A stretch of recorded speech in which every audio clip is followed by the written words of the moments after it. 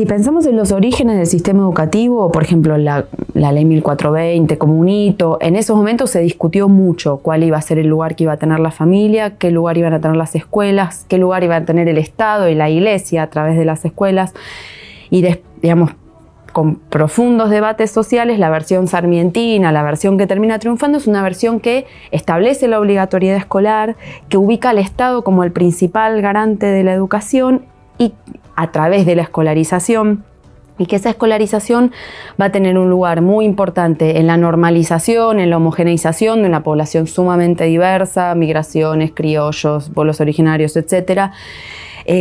Y lo hace desde un posicionamiento político, que es el que termina triunfando entre varios en disputa, que sobreimprime de alguna manera la autoridad estatal por sobre la del pater familias. Entonces el Estado asume centralmente ese lugar, y el lugar de las familias, su principal lugar es cumplir con la obligatoriedad escolar y acompañar en todo caso aquello que la escuela necesite, pero básicamente que el niño esté en la escuela, y el resto era trabajo de los docentes, de los maestros.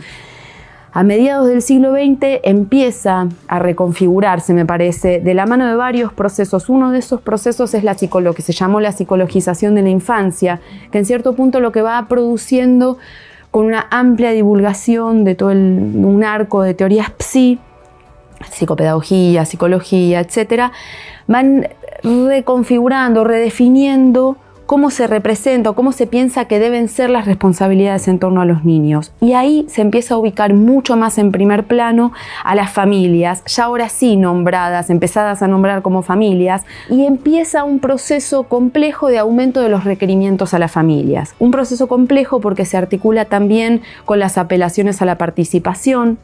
A partir de la década del 60, sobre todo, organismos internacionales empiezan a indicar a la participación, sobre todo la participación comunitaria, etcétera, como un camino de resolución de diversas conflictividades o de diversas situaciones sociales, lo cual en cierto punto también hemos trabajado bastante, implica un proceso de individuación de las responsabilidades. O sea, se va trasladando hacia la familia, hacia los adultos directamente vinculados a los niños en sus ámbitos domésticos, un conjunto nuevo de responsabilidades. Pero también la participación luego en la década del 80, de 1980, con la reapertura democrática, etcétera, también la participación cobra un nuevo peso, pero ya en términos de democratizar las instituciones, de abrir aquello que había resultado tan cerrado.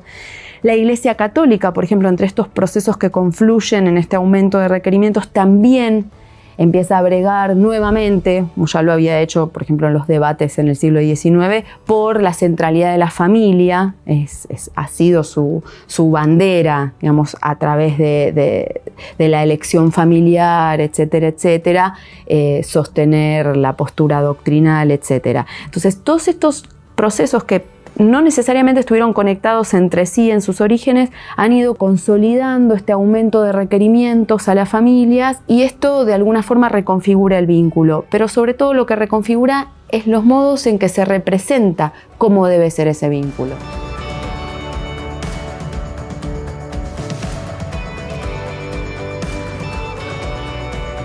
Junto con esto que decía antes del aumento de los requerimientos, me parece que se fue instalando, a veces con poco debate o con poca revisión en profundidad, a la familia como una explicación causal, lo que la familia hace o deja de hacer como una causa bastante directa, en muchas explicaciones, del fracaso del éxito escolar. De hecho, cuando empecé a investigar sobre estos temas, lo que me llamó poderosamente la atención y fue configurando una línea de interrogantes era escuchar, digamos, en las salas de maestros, en el trabajo en las escuelas, con toda frecuencia la apelación a la familia. Lo condensaba una frase: si la familia no está, la escuela no puede. Una familia como condición sine qua non. Que era llamativo en relación a esto. Si uno mira la propia historia del sistema educativo, la familia no fue una condición. De hecho, como decía antes, en la ley 1420 la familia no es un sujeto que se nombre. No podía serlo. Familias migrantes, familias, digamos, la heterogeneidad con la que se encontraron, familias, madres, padres que ni siquiera por ahí hablaran castellano, hablaran otras versiones del castellano. Entonces, efectivamente, el sistema educativo hizo su parte sin presuponer a ese acompañamiento, lo digo entre comillas porque es una categoría fuerte, social, actual.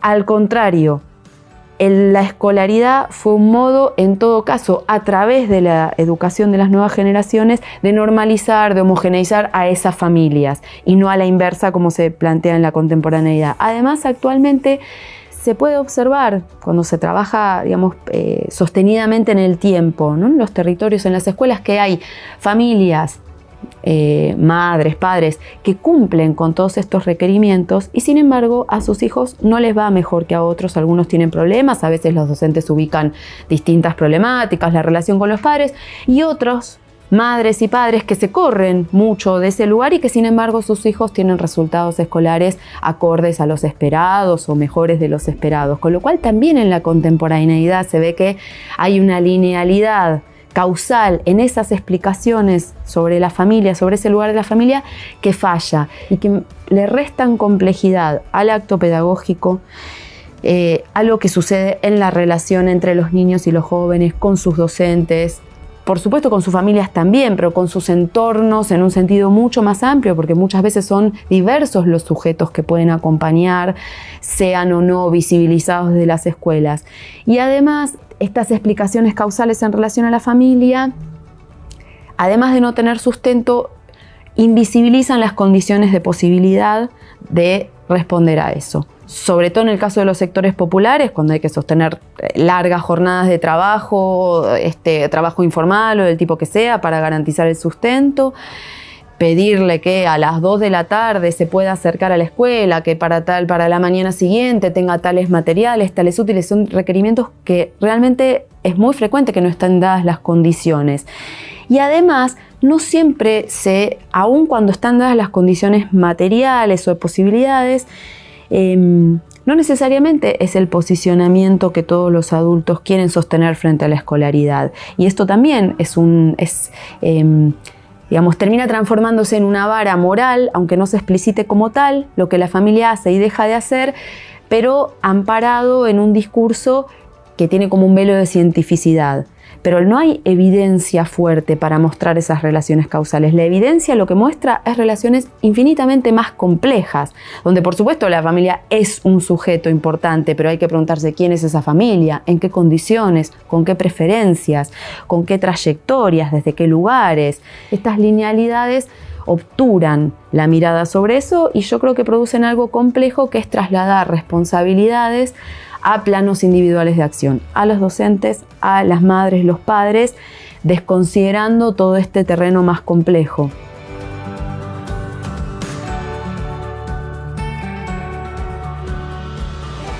Yo pienso primero que hay mucha más posibilidad de riqueza, o sea que esa democratización que trae estos conflictos también trae la posibilidad de márgenes de acción más amplios, trae la posibilidad de reconocer sujetos, por ejemplo, reconocer a los entornos de los chicos, reconocer la diversidad de sus historias y de sus entornos. De hecho, se hace mucho más pie en tomarlo eso también como parte de los conocimientos a tramitar, a construir desde la escuela como un ámbito interesante. Y eso me parece que da márgenes de libertad para los mismos niños, que sus propias historias reales y complejas, que también le han sido los de los docentes, etcétera, tengan un espacio donde ser escuchadas, ser valoradas y no sean enseguida estigmatizadas, estereotipadas. Eso me parece que es muy importante. Yo creo que si tuviera que restringir el punto de conflictividad, me parece que es el de ampliación de obligaciones no naturales, no necesariamente socialmente consensuadas, explicitadas, y que ahí hacen ruido. Pero si se pudiera retrabajar esas obligaciones a la gente que sí le gusta o que sí deposita en esa posibilidad de participación una expectativa, un gusto, eso me parece que es sumamente bienvenido. Muchos docentes además sienten que su trabajo se enriquece con eso y muchos chicos que lo disfrutan. El problema es cuando eso se transforma en una nueva obligación para la cual no hay condiciones para afrontar o se prefiere relacionarse de una manera diferente con la escolaridad. La realidad cotidiana, la realidad social siempre es conflictiva. Por ahí la cuestión, en tanta indicación a cómo mejorar el vínculo, pierde un poco de vista que el conflicto es inherente a la vida humana. La cuestión es qué entra dentro de las definiciones de lo conflictivo, cuáles son los caminos que se busca para resolverlo, cómo se analiza lo que llevó a ese lugar. Pero el conflicto es parte de nuestra vida. En ese sentido, bienvenidas estas aperturas.